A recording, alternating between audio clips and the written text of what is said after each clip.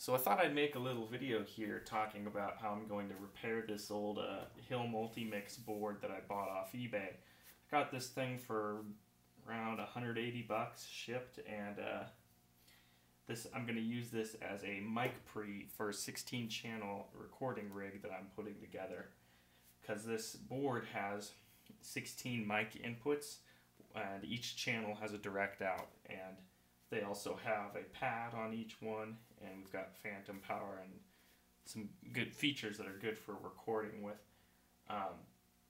But the board has some dead channels that need repair, so I'm going to go through what I'm going to do to diagnose that and repair it. So the first thing is to diagnose it. I power it on the board. I've got the a mono output running into this bass amp under that I'm sitting on here, and so I'm in channel 2 right now.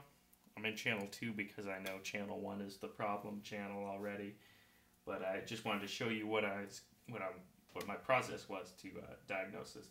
So I plugged in the mic, powered it up. At first, when I got it, the mix button here was not engaged, so I turned that on, and there you go. Channel 2 is working well. The fader works well. It pulls down nicely, comes back up. EQ is all working. Get a little more top end. Mids, you can scoop the mids. Add more bass or less bass. The pad works. Mic line appears to be working. Gain up here works fine. A little bit scratchy, but no worries. So now I'll go into channel 1, which was my problem channel. Okay. So I'm in channel 1 now. And it appears to be working. Appears to be. That's weird. So I'm in channel 1 and it's that's what it was. Okay, so the 3-4 button was enabled. So channel 1 at 0 gain. And I put in the mix, and well, shoot, it's just working fine now. It was giving me problems earlier. Yeah, it appears to be working fine now. What was happening, and I can see it happening a little bit here. Yeah. Check 1, 2. Hey.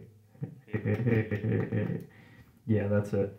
So this mix button here was cutting in and out when I engaged it. So I think my problem is with this button. After pushing it a couple times, it seems to be working fine now. But I'll still open it up and take a look.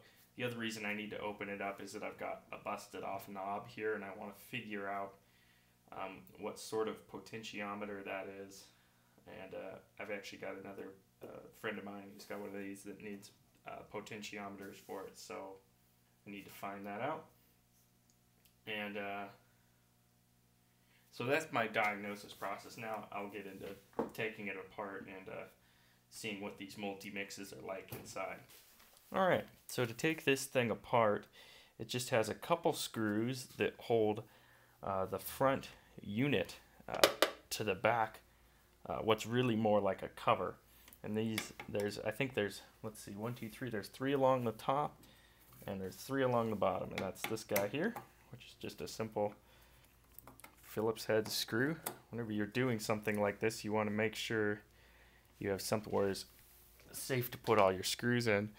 I'm just using the lens cap from this camera so that they don't roll around and so you don't lose them, because especially with something old like this where you probably can't get this exact screw anymore, you don't want to lose that. So after that, it should just lift apart. Might take a little bit of doing.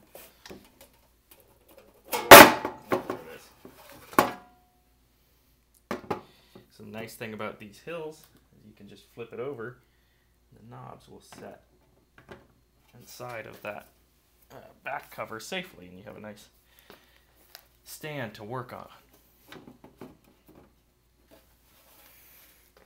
And there it is. There's the back of our mixer. And so let's see. Channel 1 is now over here. Let's see if I'm in the frame properly there. So channel 1 is here. This was our problem channel.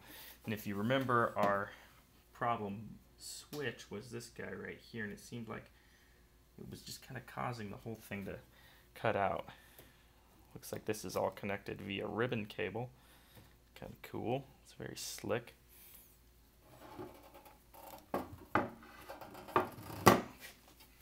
We've got some socketed chips here. These are our op amps for the mic pre and so on. Our potentiometers here for all the channels, easily accessible. And let's see if I move this around. Is this loose or anything like that?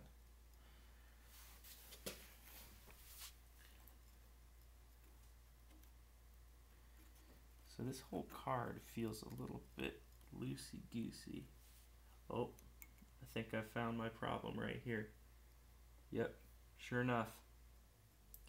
The solder joints right here. I don't know if, am I in frame here? Yep, perfect. Let me make sure I'm in focus on that. So I've discovered right here the solder joints that attach this card here to the fader have come loose, and I can see them moving if I wiggle this around. So what was happening earlier, and this is why I couldn't really replicate it while I was showing you out there on the internets, was when I hit this button to turn it on, it flexed this card. And then when I was showing you, you might have seen me kind of wiggling it and it would cut in and out, and that was because this contact here was not working. So what I can do is I can simply get my soldering iron and just heat this up and reflow this solder, maybe put a little bit more on there, and we'll be good to go on this channel. And this old Hill Multimix will be 100% back in business. So, very cool. Okay, so I've got my soldering iron heated up here, and we're ready to reflow these pins. I can see I've got two of them here. I've got one there and one right here, and I'm just going to, I think I'm going to put a little more solder on there as well. Okay.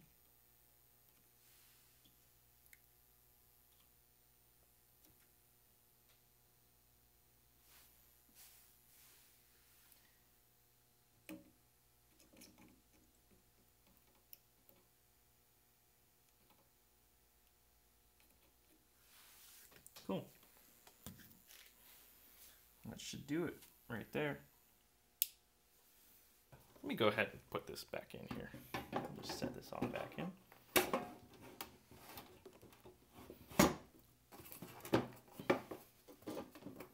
Oops.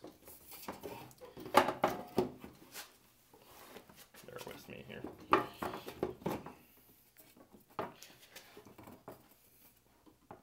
I tell you what, they really packed this thing together. It is end to end packed full of components, and all the all these potentiometers have just a fraction of just a hair's width between the pins coming through the board and the next potentiometer. It's really well made. This thing is all handmade, I believe, in England.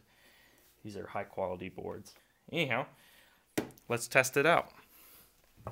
All right, so there it is.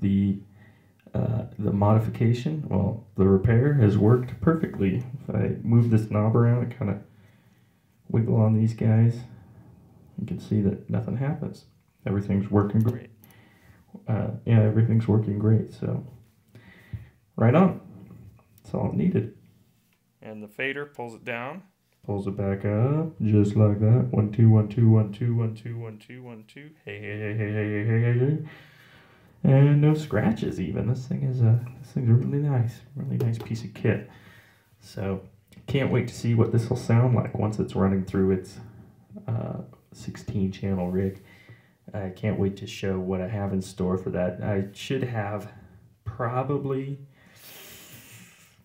roughly under $500 into this rig once it's all said and done. So it's pretty exciting. Stay tuned, and thanks for watching.